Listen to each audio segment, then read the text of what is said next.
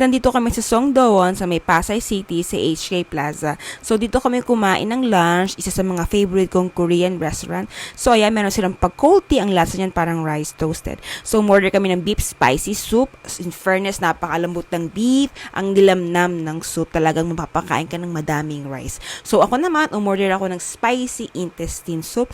So puro intestine ito at napakaraming gulay. Ang sarap talaga, 'di ba? Tayo mga Pinoy may hilig tayo sa mga ganyang pagkain. Pero ito, in fairness, napakadaming gulay, so balanse. So, ayan, bitukan ng baka, ayan. Syempre, umorder din kami ng cold noodles, as in cold noodles. So, meron silang mga pagkain na bagay sa mainit na panahon. So, katulad nitong cold noodles, ayan, merong crushed ice. Ang lasa nito may pagka-konting sour, na sweet, and konting saltiness. So, as you can see naman, ang sarap ng noodles, talagang chewy. At syempre, meron silang palibreng ice cream. So, yun lang guys. Sana guys, makapunta kayo dito. Bye-bye!